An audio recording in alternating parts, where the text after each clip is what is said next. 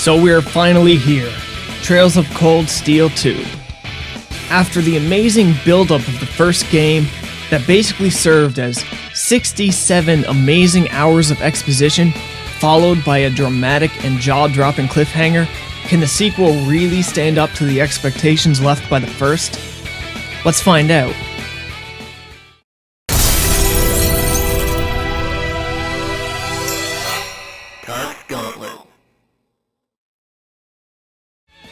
Alright, first off, the question I proposed in the intro may be a bit leading, and a little harder to answer than a simple yes or no.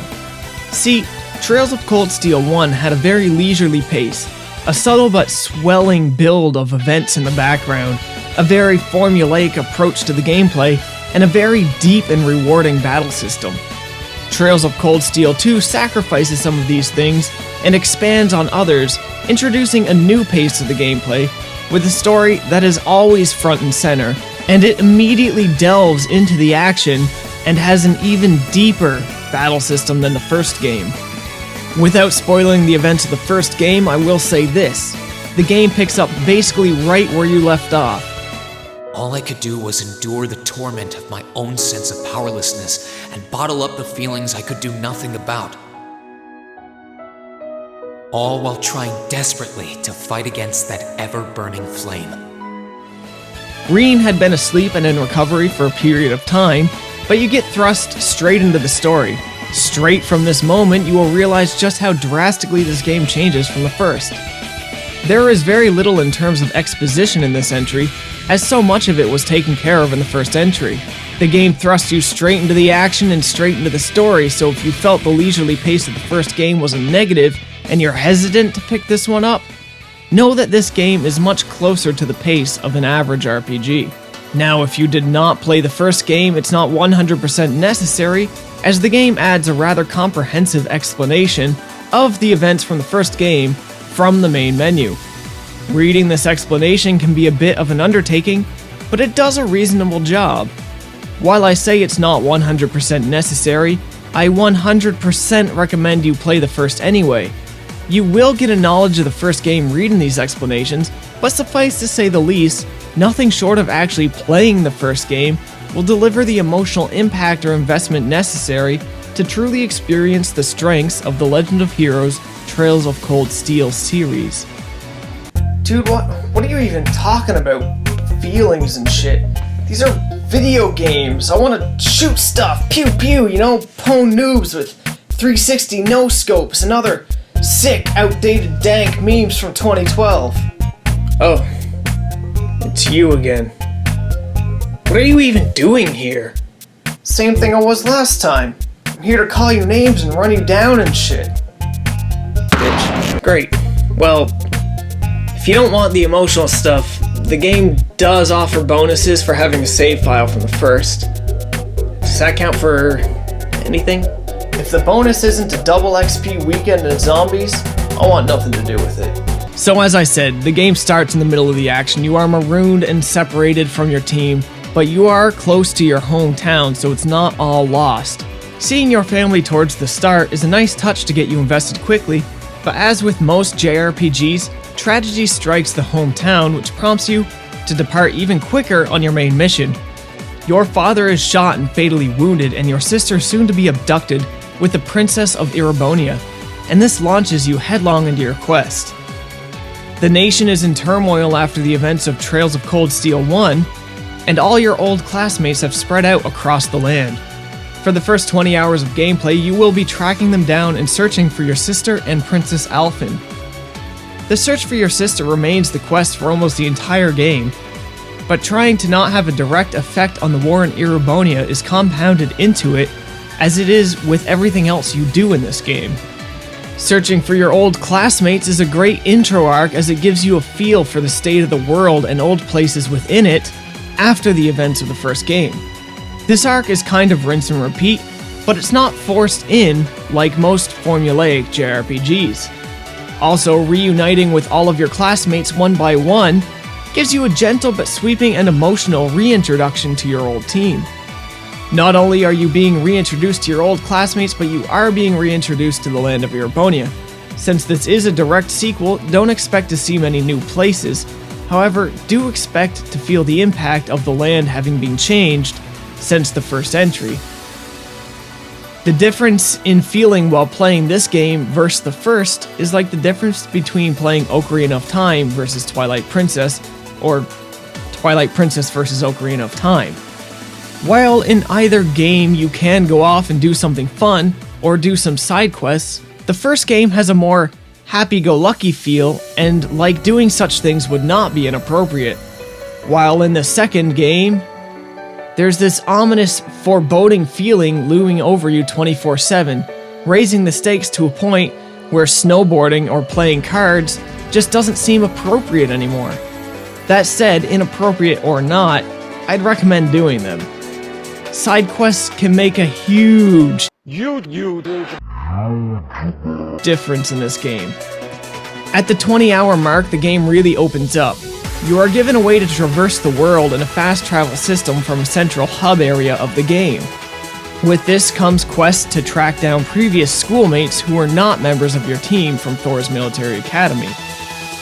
Most schoolmates you get will return to the central hub and expand the things you can do there. More shops to buy weapon, armors, and orbs, areas to train in different weapon type classes, ways to modify the Orbal bike, which is now in your care for the whole game, as well as a way to craft and install orbments known as X-Orbs into Valimar, the mech you get but hardly get to experience in the first game. I'll apologize now if that's a bit of a spoiler, but this review cannot be done without talking about Valimar. This game, like the first, is highly political, and nothing is without its history, so it can be very confusing if you can't keep track of each person's individual thread of history. Suffice to say the least, everybody is important, and every action has a profound and measurable effect on the entirety of Erebonia. This level of historical depth and lore is so far beyond the efforts of other JRPGs, it really belongs in its own god-tier category. Getting into this beautifully weaved mess of politics is a new mess of biblical themes, apocalyptic events, and an overwhelming sense of destiny being predetermined, as it seems the secret history of Erebonia is repeating itself. No more can really be spoken of the story, I'm sorry to say. I know I haven't given you much to go on, but it's simply too big and too important to properly cover or risk spoiling. Earlier, I mentioned the battle system gets even deeper than in the first game, and so I'm gonna explain just how now. Finally, the good stuff! No more of this weeb Japanese crap and emotions and shit. The battle system is a unique, turn-based— I take back what I said. Use a bitch. Now, I explained nearly the full battle system in the video I made for Trails of Cold Steel 1, and that made the review really long. If you've never seen that video, I will review this battle system again in its new entirety, but I'm gonna try to make it quick, so pay attention.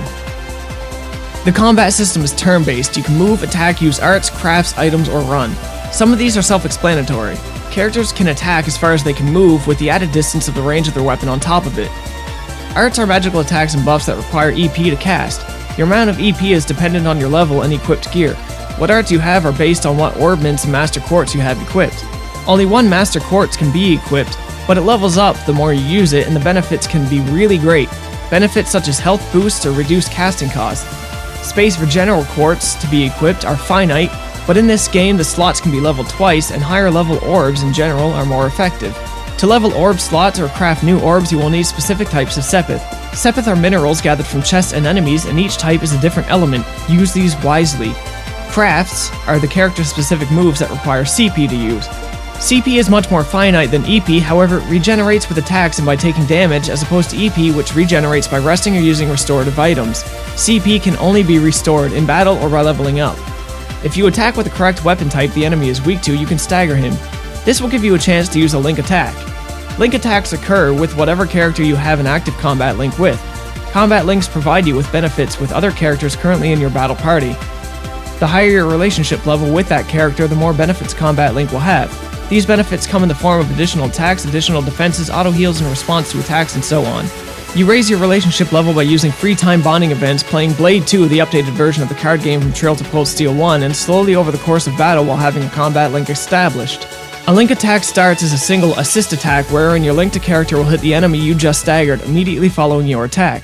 Using an assist link attack will give you a bravery point. 3 bravery points will allow you to use a rush link attack, which is a large attack by both combat linked characters. If you hold out until you collected 5 bravery points, they can be exchanged for a burst link attack which will cause all 4 party members to attack every remaining enemy in the battle. This is a very large attack and worth saving up for. Next, we have S-Crafts.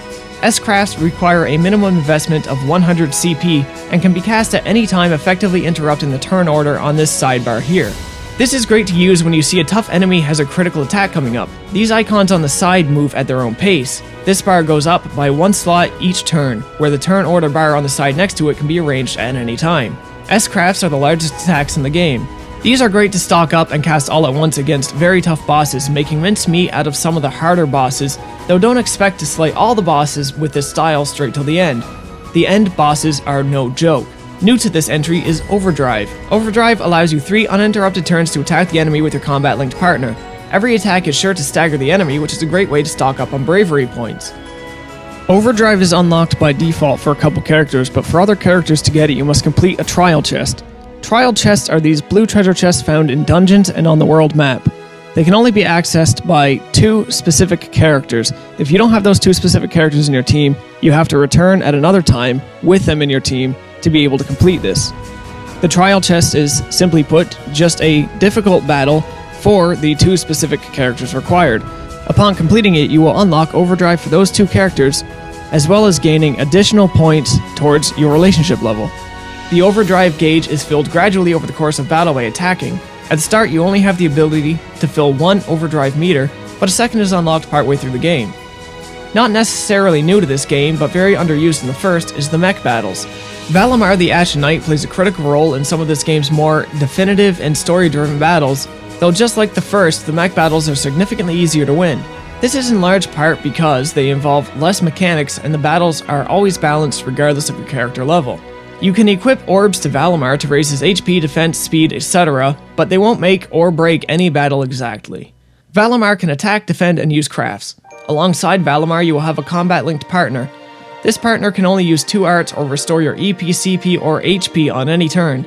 It is also important when using Valimar to find the right area of the enemy's body to attack, as these enemies can also be staggered, granting Valimar his own form of link attacks which can acquire bravery points for even more deadly attacks. However, speaking of Valimar, what is new to this game is the ability to summon him into a normal battle. When summoning Valimar in battle, he cannot subcontract with any of your other partners to form a combat link, but he will get 3 turns to launch devastating attacks on any enemy. Also new is Reen's ability to use his power as an Awakener and go full Inuyasha and launch devastating attacks on his own for 3 turns. These 3 turns are not back to back, but over the usual course of battle before he turns to normal. Reen's inner power and the ability to summon Valimar are not cheap, however, and should be planned for. Also, we have Lost Arts. Lost Arts are a lot like the S-Crafts, wherein they require a large dedication of points. The Lost Arts will use all of your EP. Lost Art orbs can only be acquired by defeating cryptids, some of the hardest enemies found on the world map. These are not easy to take on, and it is highly recommended you return to fight them at a later time in the game. And that might be about it. Maybe. I know I have left something out. A comprehensive review of the battle system is important, because this is the most important aspect of the actual gameplay. More like, most important aspect. You know, because it's not pew pew shoot shoot. Right? It's stupid. Dude, why do you even bother? I'm secretly deeply scarred because Daddy never loved me. Bitch. Yeah, well, that makes 2 of us. Bitch. So let's get back to it. The combat system is great. The story of finding your classmates while responding to the changing political climate in a war-torn country is great, but this game is not without its faults. A trivial nitpick comes in the form of numerous translation errors. I count this as trivial as they're not overwhelming, which in a game that literally has over 1 million lines of dialogue is nothing short of a great feat. and where so many are done with excellent voice acting, I really can't say too much negative about this. A very real negative is in the form of slowdown. In large areas of the game, while using faster forms of travel such as the horse or the orbital bike, the game can slow to levels where you may not be able to properly respond to your environment. Even worse than this slowdown is the slowdown you can experience from large attacks and battles, or scenes during the story where many effects are happening at once. Towards the end, this is especially egregious. It gets so bad at one point the dialogue on screen and the audio noticeably slow down. This is a real shame because it means the game itself is now being held back by the technology that hosts it, at least for the Vita. I can't speak on behalf of the PS3. I've heard that if there is a Trails 3, it will not be on Vita. This is sad but understandable, but it also leads me to another complaint I have about some confusion with the end of this game. Towards the end, there is a jaw-dropping plot twist immediately before the end of a chapter. When the next chapter starts, it's 2 months later, and the story and war that played out over the game are all wrapped up. There's hardly any explanation as to how this happened. If there is a third game in the series, I believe it will chronicle the 2 months in the story that was skipped here. However, there is still 6 to 8 hours of gameplay after this 2-month skip. Most of this gameplay is relatively pointless, but it wraps up the series in a way where a direct sequel seems to be an impossibility. So, will there be a Trails of Cold Steel 3? However, in the end, this is all still worth it, and this game is still so good. I consider Trails of Cold Steel to be the greatest RPG experience I've had as a series. No RPG with a direct sequel ever comes close to touching the magnitude of Trails of Cold Steel. At least none that I've played. Someday I'll go back and play Trails in the Sky, and maybe that will be comparable. But right now, this is the apex of JRPG series. This is in no small part thanks to the first game's 67 hours of exposition, really creating the gravity for the characters and events in Part 2. The emotional investment grants payoffs I've not experienced so strongly in any other game. The romance you form too pays off well for the protagonist, and although if I was in his situation, I was Reen, I'd probably be porking Elisa by now. Though I'll settle for how far they got. It was very sincere and endearing. The game is a tad shorter than the first, with my playthrough ending at 58 hours, although there was some bits I never done. When you have the ability to travel the world at will, for instance, there are large enemies located in many areas of the game who function as some of the hardest enemies/bosses in the game. These enemies are called cryptids. You will not be able to beat them when you first find them, although going back to them at a higher level can be worth the challenge. I may not have done it because I'm a total cuck, I guess, but I still felt like I had more than a full and rewarding experience with the main story and side quests.